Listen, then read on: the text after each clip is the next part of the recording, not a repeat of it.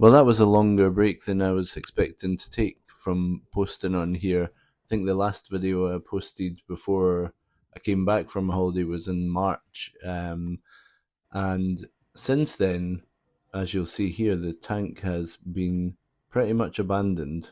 Um, I say abandoned. In that time, I've kept up to date with my RO top ups, of course, otherwise, everything would die pretty quickly.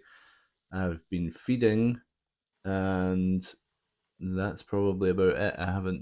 I've cleaned the glass maybe once with the magnet.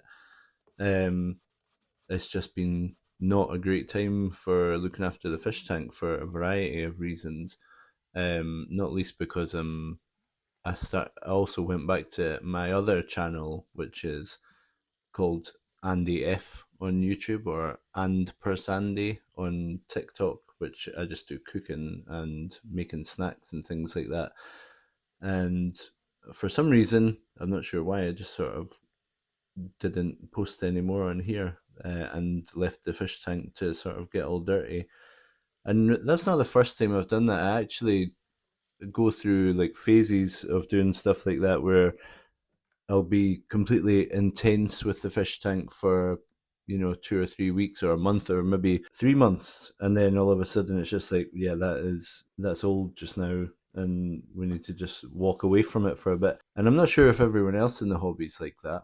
Maybe let me know in the comments. Do you go through these sorts of cycles where what one day you're maybe feeding, precisely feeding twice a day, spot feeding all your corals, cleaning your skimmer every 5 minutes, checking your water levels and all that. And then all of a sudden you're just like, yeah, I'll just chuck them a bit of food before I go to bed and they'll be fine.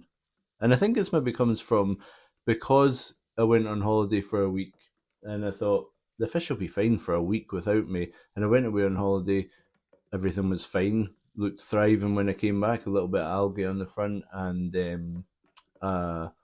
the water had went below the level that it should have went to because all the RO water ran out in my top up. But everything was fine, and maybe subconsciously I was just like, these fish can deal with a lot more, and the corals can deal with a lot more, and maybe my intervention is not the best. I don't know. What do you think? Like, of course, There's always going to be an element of doing too much, and but at the same time, if you're not doing enough, definitely things will suffer. But I think I've got after this tank's been set up for about 4 years in this current state. Before that, it was a big tank, and I think we've got to this sort of level now with the water chemistry and the cycle and all that, that it does look after itself. And as long as I'm feeding the fish and feeding that cycle and making sure that the RO water is up to date, and I identified a while ago that I need to keep on top of the carbonate hardness as well. So I've got that sort of routine now, and I think that it just sort of we're in a happy place at the moment where it will just look after itself as long as you do that bare minimum of making sure you've got the RO water, making sure you've got your feeding, and I'm maybe feeding like once every 2 days or something like that, and then even then I might miss a day.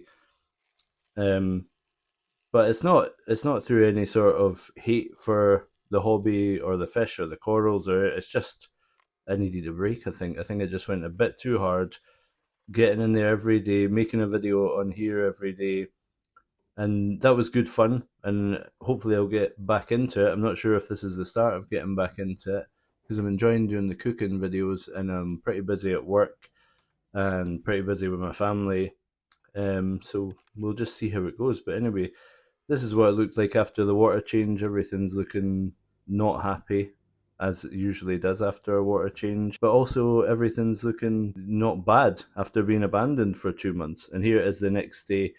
Again, everything's still sort of getting used to having the water change done. You can see that GSP is growing right around the front now. It'll not be long till that's needing trimmed. The zoas are coming up nicely. And I knocked over this bird's nest, which was annoying. I need to get some glue to stick it back on.